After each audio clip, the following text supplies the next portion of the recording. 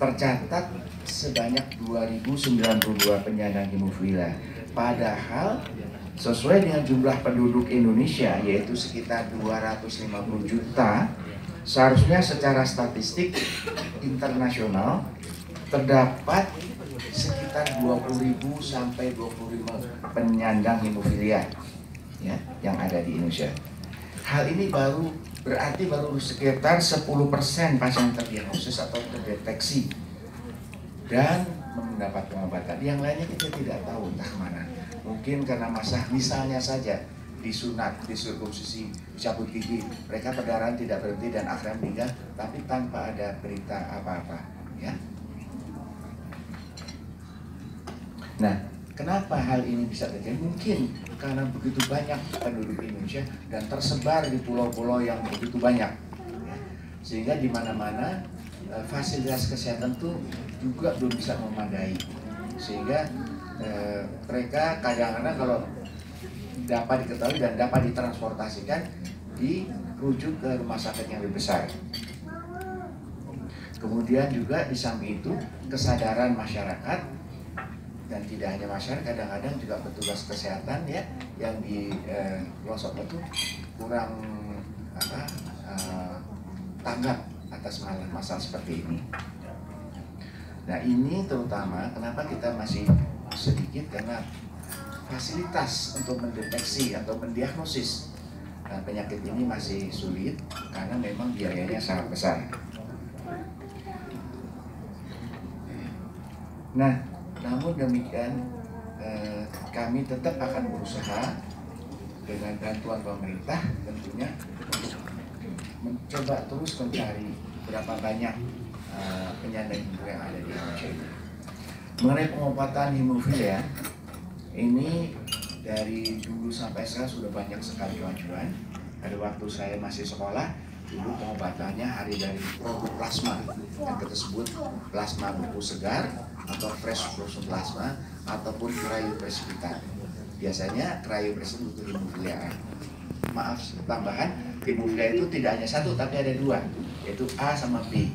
Ya. Kalau A kekurangan faktor 8 di susunan faktor pembukuan, kalau B itu kekurangan faktor 9. Gejalanya sama, tetapi penanganan yang berbeda.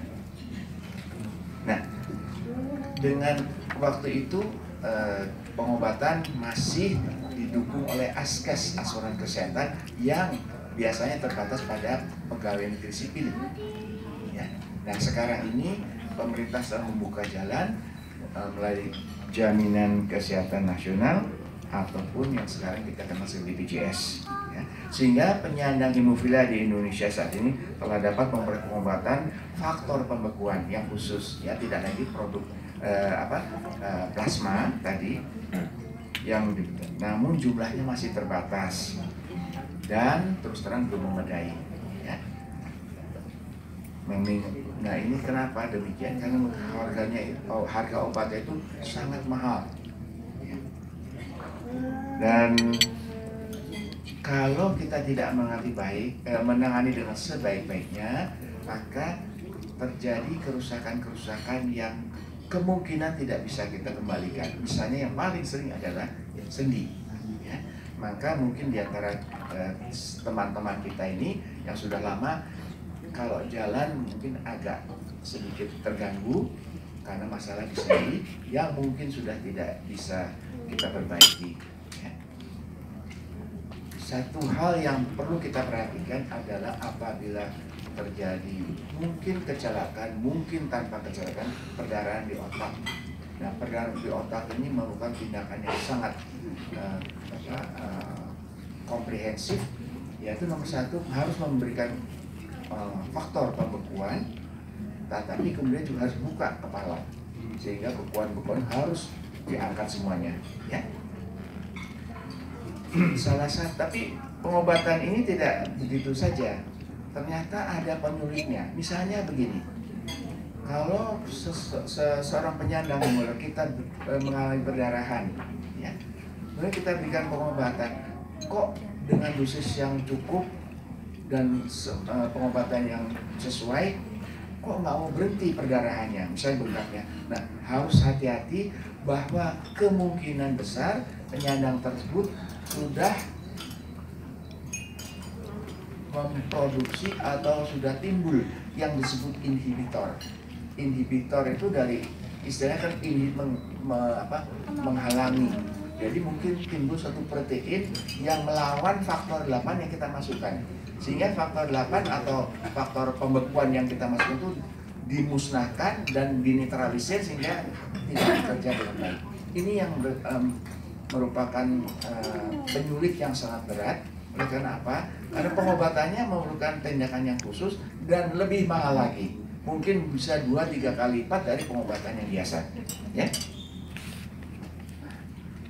Nah, dengan adanya keterbatasan ini, maka kami dari HMHI memandang perlu untuk cobalah mulai sekarang itu mencatat, ya, mendokumentasi seberapa banyak sih penyandang hemofilia di seluruh Indonesia. Karena hal ini penting untuk masukkan informasi kepada Kementerian Negara, Kementerian Kesehatan, sekian kira-kira jumlahnya. Sehingga nanti barangkali dana yang harus diberikan harus lebih besar lagi. Ya, mungkin kalau dari urutan penyakit tidak menular ini menghabiskan dana nomor 7. Bisa saja kalau semuanya nanti tercatat, semuanya bisa dari 20 ribuan, bisa jadi nomor 1, ranking 1, ya. Tapi bukannya kita bergembira karena ranking 1, tapi kita harus bekerja lebih berat lagi meraih hal ini. Nah, oleh karena itu memang registrasi atau pencatatan itu harus kita lakukan segera, dan tidak mungkin kita membuat suatu paper registration, artinya formulir-formulir, karena itu memerlukan waktu lama dan yang mengisi biasanya orang-orang tertentu yang mengetahui. Nah, oleh karena itu walaupun kita belum menegakkan diagnosis secara tepat, mungkin sudah bisa perkiraan-perkiraan untuk dianggap sebagai hemofilia, supaya kita lebih jelas lagi, yaitu memudahkan registrasi atau pencatatan ini dengan Android, ya, aplikasi Android, jadi online. Jadi karena ini di mana-mana ada, daripada kita main game, kita pakai juga untuk ini, Bukalapak sebagainya, kita untuk hemofilia, ya. Karena ini keuntungannya lebih banyak. Nah, itu bisa dilakukan di mana-mana. Nanti kalau ditanya, kan tidak ada itu wifi apa itu. Waktu dia berobat itu kan ada. Nah, di situ dia melakukan registrasinya, ya. Nah, oleh karena itu, dan ini sudah juga di-approve sama World Federation of Hemophilia, jadi kesehatan hemofilia dunia. Dan ini kita mulai hari ini, kita coba launching, karena sudah kita coba, sudah lumayan kurang lebih 50% dari yang sudah tercatat sudah masuk ke dalam online.